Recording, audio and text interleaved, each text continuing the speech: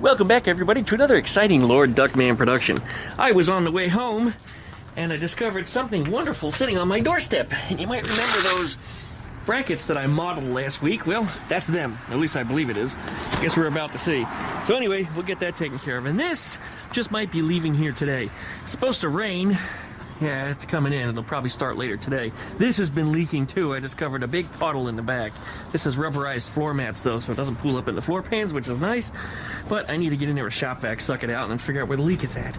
Pain in my ass. Always something with everything I own, but that's just the way it goes. Anyway, let's get to find out what's in this package here. But you know what I do when it comes to my small engine parts? That's right, I go to the HIPA Store. The HIPA Store is the place to find parts for all of your outdoor power equipment. Whether you have a lawnmower, chainsaw, generator, and heck, it's even the season for snowblowers right now. The HIPA Store is who you need to keep your machines running tip-top. If you've never shopped with the HIPA Store before, well, you should. Not only do they have quality replacement parts for all of the leading brands, but the HIPA Store is currently running a promotion for new customers. To you, that means free stuff! So hit up the website and spin that wheel. You never know what you're gonna win for free! I got new goggles. So please, check out the HIPA Store from the links down below in the video description. Know that when you support the HIPA Store, you support the creation of my new YouTube videos. Special thanks again to the HIPA Store.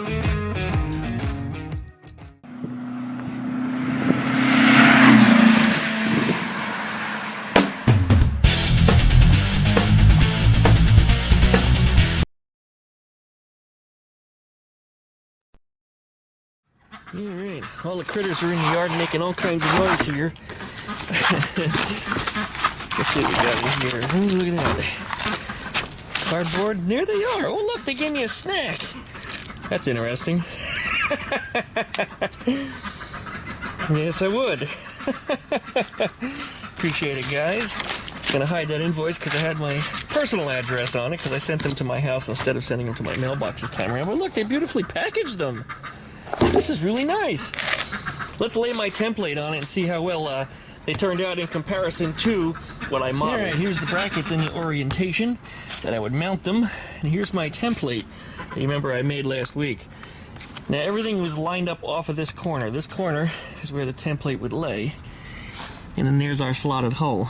Now you might remember that this slotted hole is straight to the bottom of this, whereas this template was not, because I kind of freehand cut it. But the center of it was actually correct. So this should all work out quite nicely. I guess the next step is, let's put it on here and see what it looks like. Man, I'm ready to start welding. I got about an hour of daylight left today. Let's see if I can get something done, just a little something. Just get them tacked on there, get it started, and well, let's see how it turns out. All right, let's wind in this. Now it's in. Go ahead and cut up. I feel a little ashamed tearing the package that they're in because it was packaged so nicely. There we go. You know, I suppose down the road, some of the stuff I make for Volkswagens, like the little kit for the pop-out windows people have been wanting me to make a kit for, I suppose I can make some brackets and stuff and have them just drop shipped from my designs, you know. Anyway, just a thought. There's the brackets.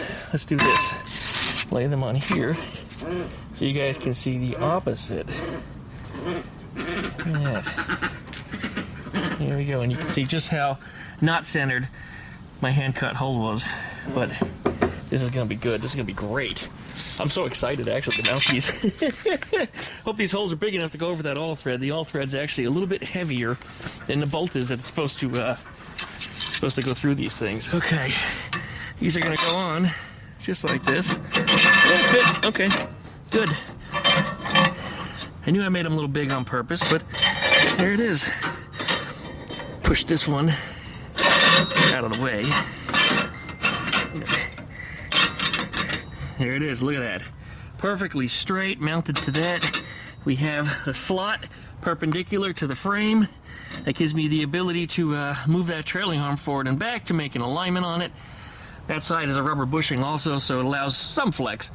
Allows me to move forwards and back about an inch, and well, that's what you're looking at right there. This This is nice. I think I'm going to do this kind of stuff more often rather than hand cutting things. I mean, the cost was right. 30 bucks, guys? Yeah, definitely for sure. Plus, I ended up with something that looks a whole lot nicer because they were cut. And down the road, I'd like to get my own water jet or something, and I'll probably wind up either lasering or water jetting my own kind, you know, my own parts, or plasma for that matter. So we'll see. I don't know. That's like future shop-related stuff, but there it is. All right, I'm gonna have to clean the paint off of this here, break out the welder, put a couple of spots on it, and then throw in the trailing arm, and we can get a good look as to how this is supposed to mount. What are you two doing? You come over here and record a video and you come interrupt? Huh? Yeah, you too. I just gave them cracked corn, which is something they've never had before. Usually I give them just some scratch, which has cracked corn in it, and they go crazy picking it out. But now I gave them straight up cracked corn, and they're just, yeah, they're on crack. There's a reason why they call it crack corn. Anyway, they're all going nuts. Chickens and everybody are all eating this stuff, so it's good. It'll fatten them up a little bit because few of the birds are kind of skinny. They don't need to be, they just are. Boomer's one of them, because he doesn't eat too well. He's very picky. But anyway, he was in the cracked corn too, so good for him. Anyway, good. Wow, I'm so happy with this. Okay. That should give us a mounting surface here. Or welding surface, I should say.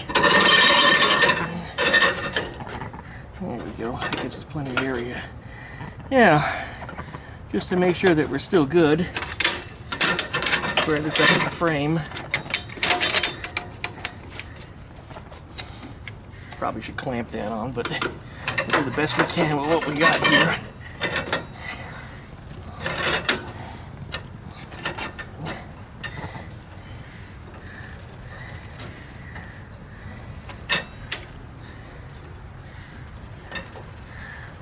Yeah, it looks pretty damn square. I did a hell of a job on that model, and they really made some nice cutouts. Alright, well that's how it's going in, just like that. I don't even need to make a marking. I mean, just eyeballing it, I can tell it's straight. This is nice. Oh yeah! Okay. Alright, so we'll weld them in just like that.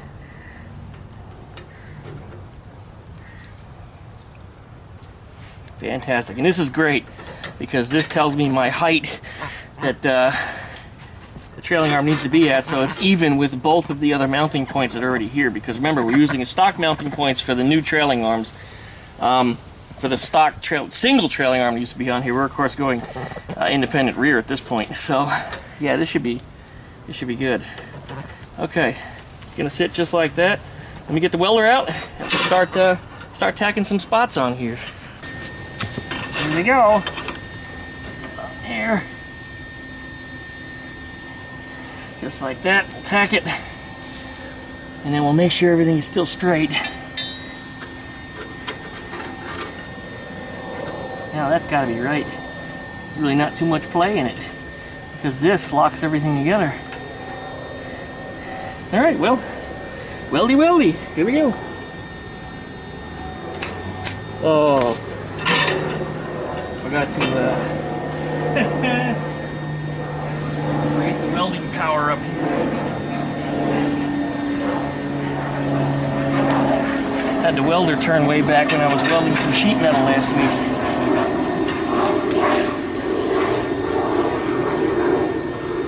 Alright, here we go.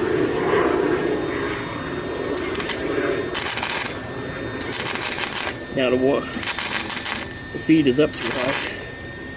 But tack. Feed back a little bit.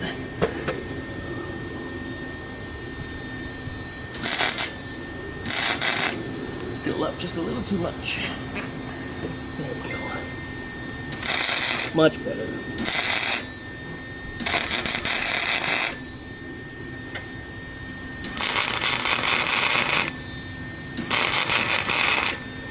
Very nice. Very, very nice. Okay. I'll bring the second one up here. What I'm going to do, this is the factory bolt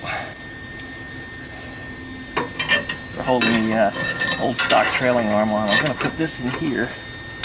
What I should be doing, actually, is I should have the swing arm in here to make sure it's gapped appropriately. But I guess once I get a couple welds on here, I could easily spread it if I need to. That should go on there just like that.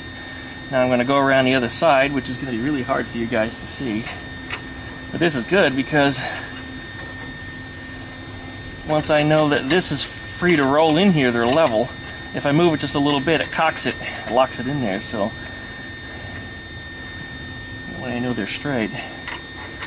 The ideal way to do this would have been 2 spacers in here, spacer in here, a spacer in there, and then run the bolt through it. But I'm going to freehand this because I think I can get it. I'll take measurements after it's done just to be sure everything's right, but this looks really good. Make sure that this is pulled out straight. Yeah, there it is. The 2 bolts are perpendicular. Alright, needs a couple tacks on it now.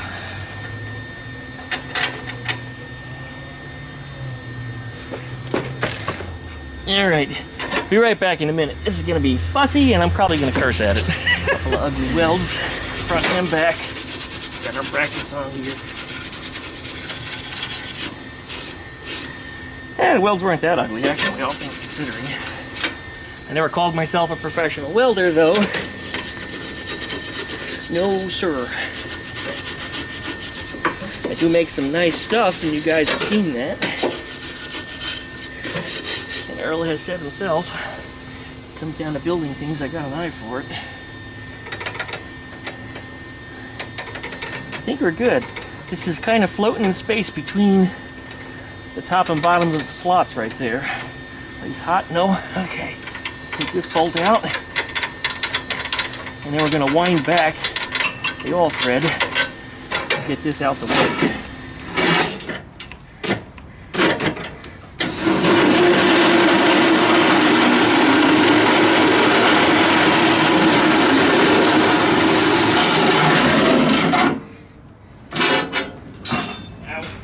All right.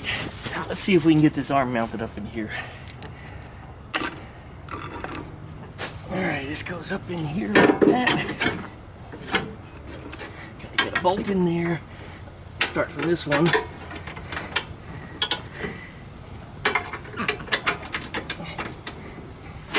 This arm is really heavy, by the way, especially on the end where my axle and stuff get into. There we go. Okay. And this one.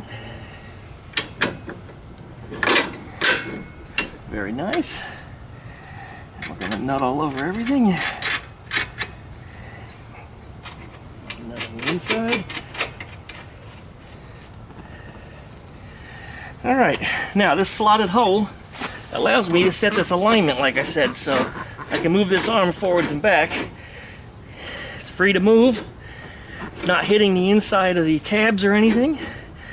It's probably going to be pretty close to center because just looking at it from where I'm standing, it looks pretty good. But yeah, that's going to work. That is nice.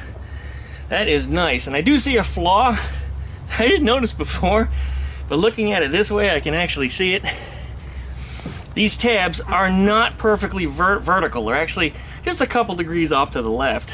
Now that doesn't seem to affect anything because once this is bolted together, these are fluid enough that they can, what's the best way to put it? They'll bend a little bit when I tighten this down. And as I'm moving the arm up and down, they're not off enough that they're pinching or whacking underneath here and hitting the arm itself. Everything is free. So that's good. Well, let me stick a milk crate underneath this or something and get you some wide angle shots. That worked out really nicely. Oh man. All right, here we go. One milk crate. And a couple of crazy ducks behind me. Yes, I see you. I hear you too. All right, there it is. Look at that. That turned out nice. And as I said in some previous videos, they turned out kind of stylish too. They look more like the one that's on the other side over there versus that giant teardrop thing that I had that looked like a giant boob. Which I thought it was in my hand, but anyway, when I hit the record button, it's not. Before the video's over, I'll hold it up there and show you what my original design was like. But that's gonna be primo. I mean, that's really nice. Now what I'll do is I'll put a washer underneath this here, big washer, and I'll put a bolt or a piece of all thread through here, put a little block on with a hole, and a nut on either side of it, and that allows me to make the adjustment on this to push this thing forwards or back to set the alignment proper, and then lock it down. So that way, this, once it's tight, it'll probably be tight enough, but with that on there stopping it, it won't go anywhere. So anyway, just like a motorcycle chain tensioner, that's kind of the plan there. All right, well, that turned out quite nicely. I'm overjoyed with this. Actually, it's really nice. Really, really nice. There it is. We have a trailing arm mounted up on the frame, and that's probably the approximate angle in which I'm going to mount it up at. So I think that's what we're looking at here. So that'll set the ride height. And then, of course, these wheels, if I can get these things mounted on here, I don't know. We'll see. The bolt pattern is all wrong. This is a 4x130 Volkswagen hub. And then that pattern on there, I believe, is a 4x137, which is like a Can-Am size. So, but everything's said and done, that's about what it's going to look like. And I may build a triangular wing off of here as a deflector, because when you're driving around trees and stuff at speed, if you catch that rear wheel, not only will it set you off, and probably you'll have a horrible crash, but it will really damage the buggy quite badly. So yeah, I'll build something off the side here, a little deflector. I think that'll not only be nice to look at, but also it'll help dramatically. And for whatever it's worth, I can step over it or onto it to climb into the buggy. It should be a little easier. This bar is going away. This bar is going to get relocated to here, which is going to give me a much larger opening to get in and out of anyway. That's part of the future plan on this one here. Hello, duckies. Which one are you? You look like you might be Dizzy. Dizzy's the one with the crooked head. And Dusty's the other one because she flaps her wings and makes messes all the time. Dust flies everywhere. Yeah. Dusty's the small one. There she is. Pretty sure both girls, they honk like girls, although one of them humps like a boy, which is really weird. At only 3 months old, they shouldn't be doing any of that crap, but they do it. And there's Cheeky! What you doing, Cheeky? Aw, my girl. My best girl. Yes, you are. Alright, well, that turned out nicely. It is supposed to rain tomorrow. It's gonna just totally blow my weekend. It's gonna be bad. It's gonna be really bad. That's about how far that wheel sticks out at. Which, by the way, the track width on this, I think, is going to be wider than that of a stock Volkswagen Beetle. Significantly. That was not the intent. I never wanted that to be. It's just kind of the way these things mounted up and the way they worked out. Just that's how the math works. When it comes inside here, I'm going to use a set of CV joints from Beetle. I'm going to use some Beetle axles. Those are real cheap. They're easy to use, very easily accessible, and I have mountains of them. They just need to be cleaned and repacked.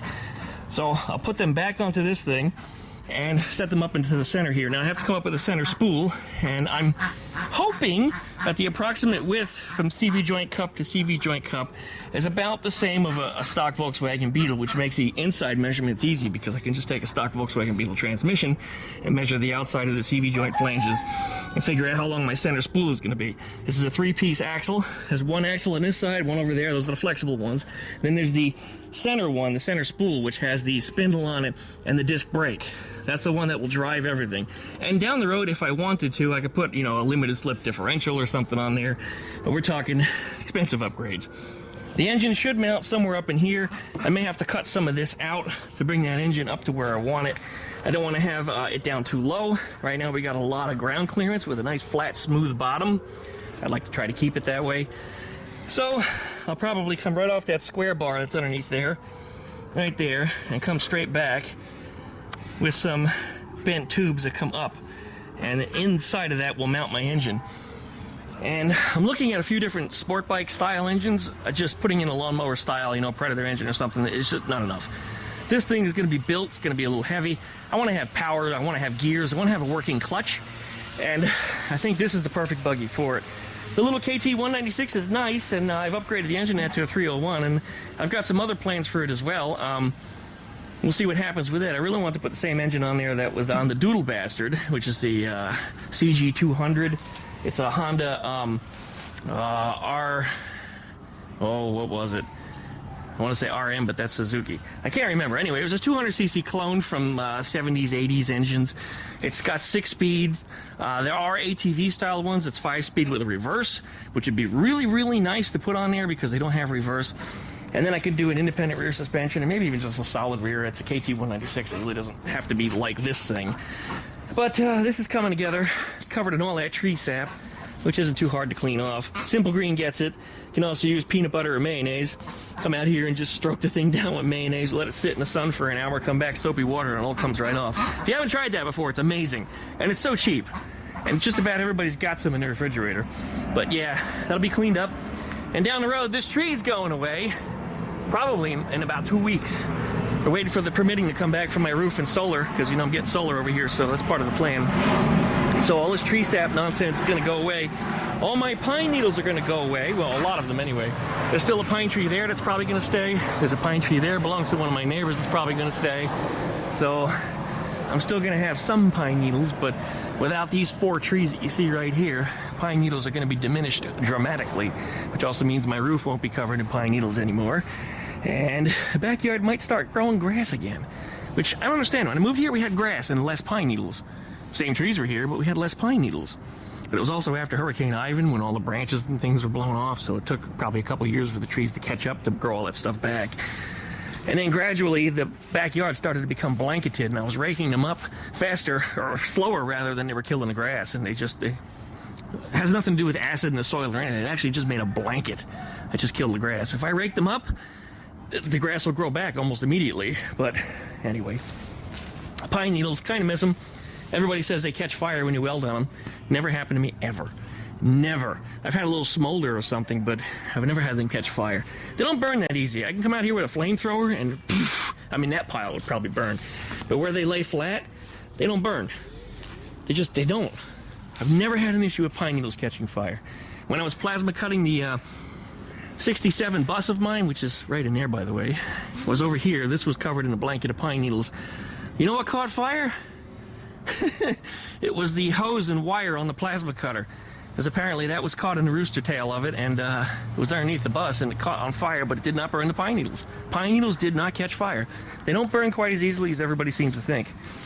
And this bus, man, we're going to come back to this. We're going to have a discussion about it.